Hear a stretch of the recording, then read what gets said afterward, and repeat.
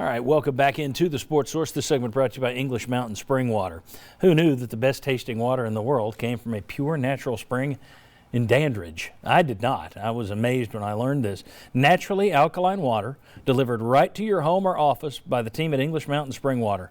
They can deliver it whatever you need, whatever sizes you need. If you need the huge bubblers that you can put in your office, if you need bottles, if you need jugs, they do all that stuff. And they'll deliver it once a week, once a month, however you need it done. Just call them. They are the best folks in the world to work with. English Mountain Spring Water. All right, let's do a check of the YP board one more time. Chuck's over there, but we're going to do a catch-all on the offense. And I show this because let's start up there, tight end and wide receiver. Chuck, if you can point those out. If you'll notice in the wide receivers, there's no red. I didn't put any of the freshmen up there. But, David, you wanted to talk about the freshman receivers because you got some hot shots coming in. Yeah, in an ideal world, you'd want to have more of them in spring. Tennessee won't have any of them.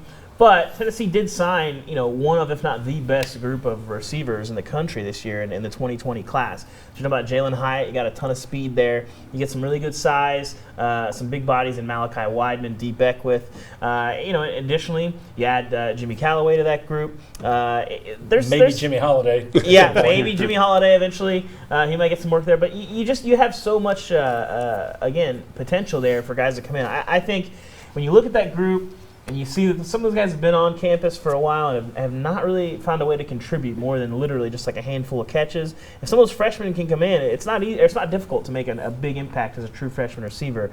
I think you'll see one or two of those guys probably catch 20, 30-something balls this year and come in and be factors in the passing game. And that's something that we're not going to see in the spring, obviously, because they're not here. Okay. There's another receiver I'm curious about, and it's Velus Jones, because when he was at Southern Cal, I think he caught about 24 passes 2 years ago. With T. Martin out there this past year, he caught maybe 6, and that was a really good Southern Cal receiving corps. But I know T. Martin likes him a lot. This is also a guy that's gifted as a kick returner, so I think he could have an impact. Okay.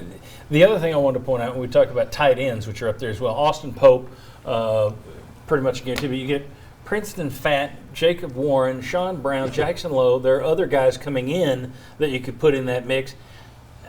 I just threw the names at the board. You've got so many, but here's the thing. Here's the problem I have.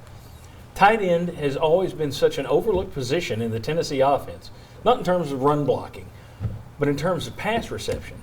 With the exception of Jason Witten, you really don't. I mean, you had Michael Rivera. You've had guys that wound up in the NFL, but it's always a position that's kind of an afterthought. You never have the tight end being a point person in this offense.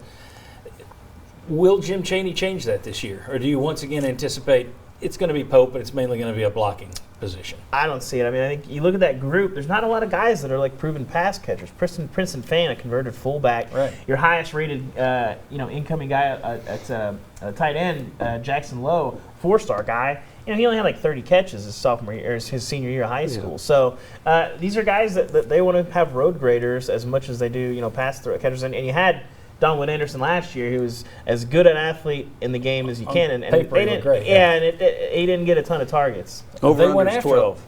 They certainly went after some big hot shot or tight ends. Yeah, this year. Eric Gilbert. And then they threw to the tight end a lot the 1 week when they had 3 of them on campus. So that was interesting. Josh, you thought about the tight end position. Do you expect to see more passes thrown that way this year, or same old, same old? Yeah, I guess that's a good point. For the 2021 class, let's see when a big tight end comes in. That's when we should expect those guys to be targeted. Chuck, there's your gambling tip for next year.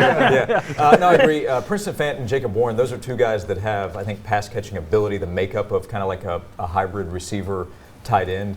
But it's about opportunity, and I would not expect it to be there. It's more likely to continue to be the receivers, Ty Chandler, Eric Gray, their involvement. All right. When we come back in the next segment, we just have one more segment left. And I want to talk a little bit about special teams. We haven't mentioned that. Not only we know who the specialty guys are going to be, we don't know who the returners are going to be, or maybe we do, maybe we don't. We'll talk about the return game, but also how are they going to handle the coaching side of that, because the coordinator is out of here.